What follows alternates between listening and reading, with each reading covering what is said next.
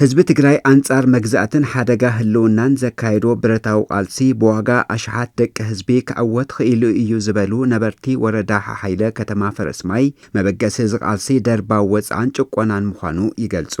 ጭቆና እዩ ጭቆና ናይ ደቂ ኣንስትዮ ብፍላይ መርዝ ዘረ ነይሩ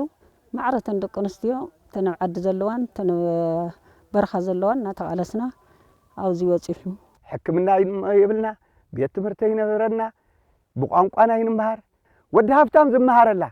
ود دخاي يمهر بمتاي كمهر مريت دخاتا يحرسلو نحنا دق دخاتاس زين مهرلو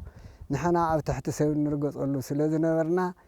እዚ ወፃን ጭቆናን መሪሩ አና ከመልቀይ ተጋዳላይ ኮይነ ናፍት ምግዳል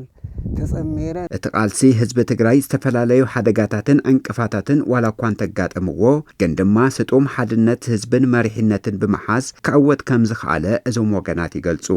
ካብ ጸላእቱ ዝሞጹ ነገራት ብዙኾነ ይሁን ነገር ይምክቶም ይነሩ ናብነት ድባደ ሸመንተ ሓገስቲ ታይ ነሮም ወየንቲ ነሮም ከራዊት ነሮም ሽጎየንቲ ነሮም ምሽጥራውነቱ ዕቁብ እዩ ክንዛብዚያንያ ኣብዚያ ተዘረበት ኣብዚያ ተዘተት ክትወጽ እንተ ኮይናውን በአጋባ በረትከላ ኃይልያ ታይ ፈተናታት እዮም ዝገጥዎ ነሮም አውራጃውነት ከባቢያውነት ይገጥምዎን ካው ኸዓ ና ህዚ ወርድ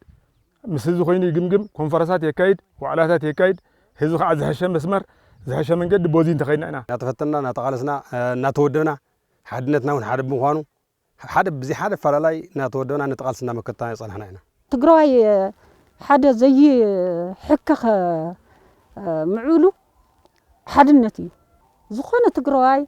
ተፈናቀል ክመልስ ተኾይኑ ግዛተው ሓድነቱ ክመልስ እንተኾይኑ ሓድነት አለዩ ህዝብ ትግራይ በቃልሱ ንዓመታት ረብሑ እንተረጋግጽ በውሽጥን በደገን ንዝመጽዎ ዘለው ሓደጋታት ተዋሃይድካ በመስራሕ ካብ 11 ለካቲት ተመክሮ ክውሰድን መሪሕነት መገልጋላይነት ከጎናጸፍ ይግባእ ክብሉ እዞም ወገናት ገሊጾም መሬት በሓደ ተመቂልና ምስቶም ደቂ ተባዕትዮ ስልጣን በሓደ ረኺብና ወረድና ክልል ተመረጹ ተመሪጽና ወረዳ ተመረጹ ተመሪጽና ጣብያን ተመረጹ ተመሪጽና ማዕረ ኮይና ህዝብ ትግራይ ሽኻል ሒዙ حزون أوشتو ولا هتفلالي ነገር ያሉ እዚ ይዘዋጠና ካል ጽባሕናውኩም ኢድና ወለ ዘርድኡልን ዝዛረወልን እዩ ናተይነት ክስምዕ ኮይነት እዚ ናተይ ህዝቢ እዩ መገልገላይነት እውን ክስምዕ ኣለዎ መሪሕነት ከም ህዝቢ ክንናበበለና ናብ ኑርና ክንምለሰለና ህዝቢ ክስምዕ ኣለዎ ክድመጽ ኣለዎ ህዝብ ትግራይ ንመውሓስ ግዛኣቱን መረጋጋጽ ህልውናውን ዝገብሮ ቃልሲ ክብሩታቱ ዓቂቡ ከም መዋጽኦ ብምጥቃም ክኾን ድማ ጸዊዖም